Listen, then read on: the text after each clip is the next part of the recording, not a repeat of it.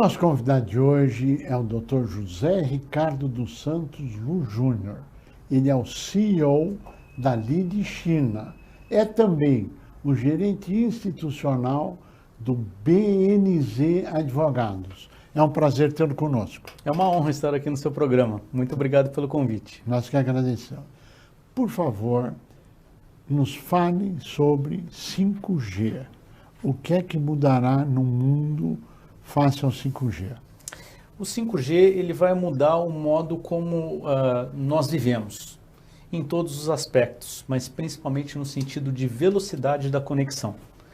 O 5G transformará as casas por conta da internet das coisas. Permitirá a telemedicina, ou seja, uma cirurgia ser feita por um médico em um ponto e o paciente num outro ponto, né? Não necessariamente no mundo, não exatamente numa cidade, no mundo. Podemos estar, por exemplo, tendo um médico nos Estados Unidos e um brasileiro, um paciente aqui sendo operado por esse médico lá dos Estados Unidos, sem a necessidade de translado. Então, esse é um tipo de tecnologia que vai permitir também, por exemplo, a existência do quê? De veículos autônomos na rua. A gente pode continuar usando o nosso smartphone e o carro ele vai ser guiado por um computador. Um dado que é muito importante do que muda do 4 para o 5G. Sim. É a questão da redução da latência. E redução da latência significa a redução da velocidade de transmissão. O que é latência? É a redução da velocidade, né? Então, quando o aumento, da velocidade e a redução do período que haja entre o ponto de você apertar o botão e a execução, né? Ele é diminuído, para que não haja nenhum risco.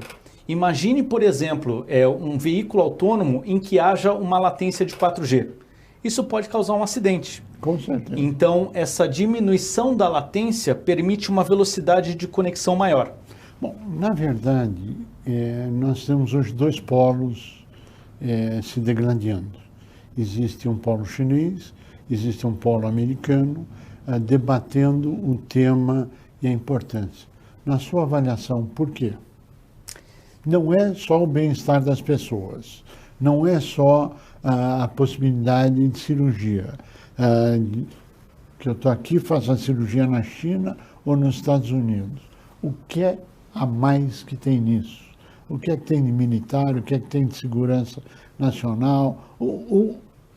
Os outros fatores que não estão em debate, via de regra, na sociedade.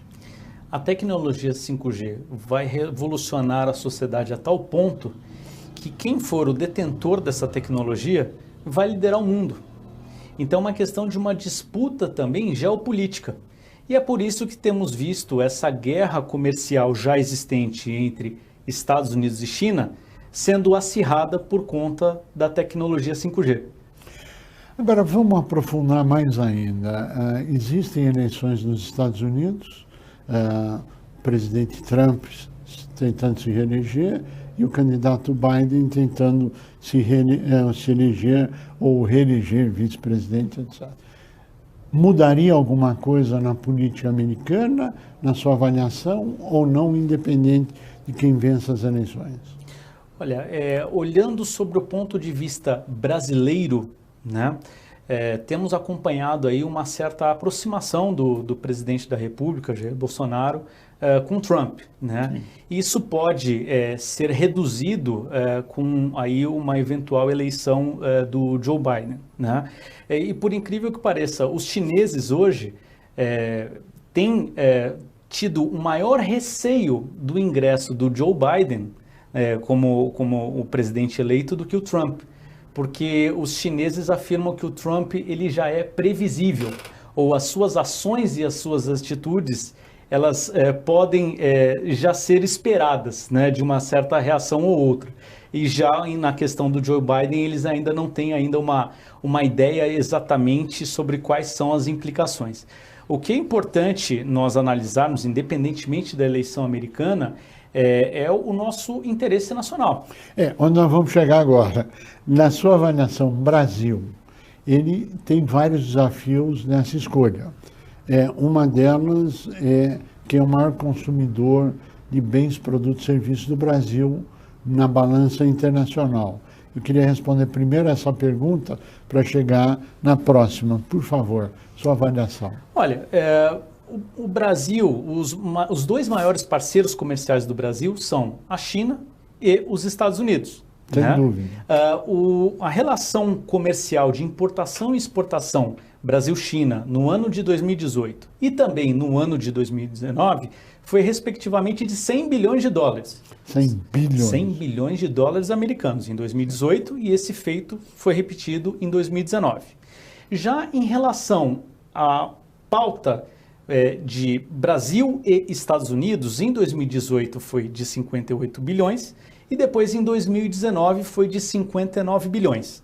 Então uma diferença aí de quase 40 bilhões de dólares.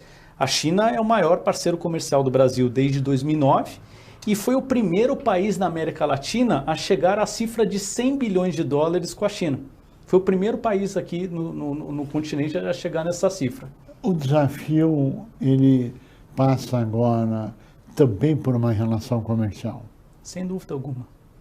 E sem dúvida nenhuma haverá retaliações ou dos Estados Unidos ou da China em função da escolha, porque o que está em jogo não é balança comercial, mas é hegemonia mundial, é isso? Eu acredito que esse momento é um excelente momento para o Brasil discutir a política de indústria nacional. Por quê? A questão do 5G ela pode ser analisada sobre o ponto de vista técnico e o ponto de vista jurídico. Mas é um momento também para rediscutirmos o que nós queremos no futuro. Porque a tecnologia 5G veio para revolucionar a sociedade. Então nós podemos, nesse momento... E é irreversível. Irreversível, sim, sem dúvida alguma. Nós podemos, nesse momento em que haverá o leilão em 2021, analisarmos qual é a nossa pauta de negociação, uma agenda proativa com os Estados Unidos e qual que é a nossa pauta de negociação com a China. A China, por exemplo, ela tem uma política chamada de cinturão e rota, que é a retomada da antiga rota da seda terrestre e marítima, em que a China desenvolveu aí está desenvolvendo a sua infraestrutura no mundo através de todo o seu know-how, seu conhecimento, a sua capacidade na questão da infraestrutura e financiamento. Mas, além disso, a China tem desenvolvido a rota da seda digital. O que é a rota da seda digital? A rota da seda digital é o desenvolvimento da China, a parceria da China com o mundo em 3 vertentes.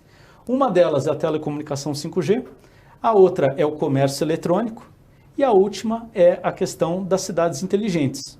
Comércio eletrônico, podemos inclusive mencionar o Dia dos Solteiros do grupo Alibaba, dia 11/11.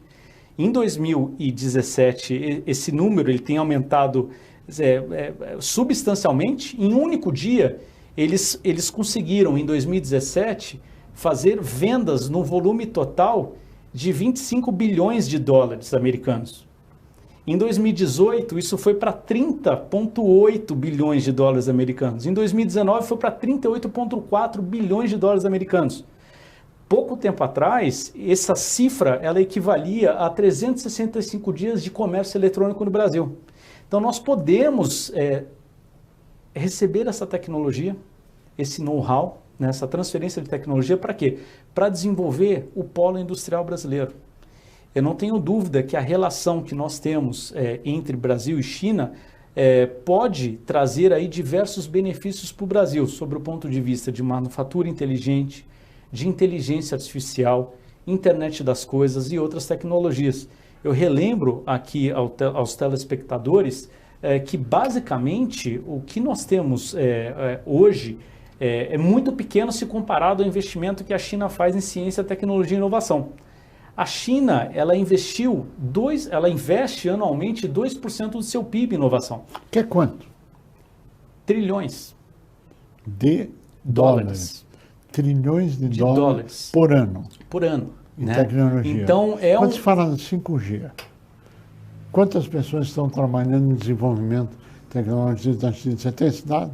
Olha, uma dúvida, inclusive, muito interessante para a gente apresentar, especialmente na questão da Huawei. A Huawei hoje é um expoente da tecnologia 5G chinesa. E a Huawei ela tem 196 mil empregados, sendo que metade desses empregados trabalham especificamente na área de pesquisa e desenvolvimento. Só no ano passado, a Huawei investiu 18,5 bilhões de dólares americanos em pesquisa e desenvolvimento. E isso quer dizer muito, né? Por quê? Porque se compararmos hoje os dados, o William Barr, que é o Procurador-Geral da República, fez uma análise e já afirmou que a Huawei e a ZTE, elas correspondem aí, elas representam quase 40% de todos os contratos que foram assinados no mundo. Já a própria Nokia representa 17%. E a Ericsson, que é uma empresa sueca, 14%. Então, a China tem aí liderado a questão da tecnologia 5G, com uma assinatura só. A Huawei, por exemplo, já tem uma assinatura de 90 contratos no mundo. Na verdade, quando a gente ouve isso, a gente não vê nenhum grande fabricante americano desenvolvendo tecnologia. O que se tem é a área de telecomunicações, que são gigantes, que o mercado americano representa praticamente 40% a 50% do mercado mundial, e o foco é o poder no mundo. É isso que está em jogo. A disputa é para verificar quem que vai ter a hegemonia no mundo. Então é uma disputa muito mais... é uma guerra, né, em que os Estados Unidos afirma que a China não está desenvolvendo a tecnologia 5G sob o ponto de vista de telecomunicação, mas sim sobre uma arma militar. O secretário de Estado americano, Mike Pompeo, inclusive, considera a telecomunicação chinesa do 5G como um cavalo de Troia chinês. Por quê? Porque a discussão está na questão da vulnerabilidade. E essa é a minha opinião. O Brasil tem que olhar os seus interesses nacionais e não a questão ideológica. Por quê? Porque os Estados Unidos afirmam que os equipamentos chineses têm o backdoor, ou seja, uma brecha de entrada em que a empresa chinesa tem acesso aos dados dos clientes. E, na verdade, a Huawei ela já, inclusive, disponibilizou ao mundo os seus equipamentos para que, mediante uma perícia técnica, seja apresentado se realmente há ou não essa vulnerabilidade. Sob o ponto de vista brasileiro, é importante analisarmos o leilão, né, a licitação do 5G aqui no Brasil, sobre vários aspectos, né? O governo brasileiro tem, através do Gabinete de Segurança Institucional, o próprio Ministério das Relações Exteriores, o Ministério das Comunicações e a Anatel, analisado diversos pontos sobre a questão do 5G. Na questão da vulnerabilidade, cabe à Anatel analisar quais são eventuais pontos que podem ser vulneráveis para a gente eliminar qualquer discussão sobre esse ponto de vista técnico. Dr. José Ricardo dos Santos, nós agradecemos muito.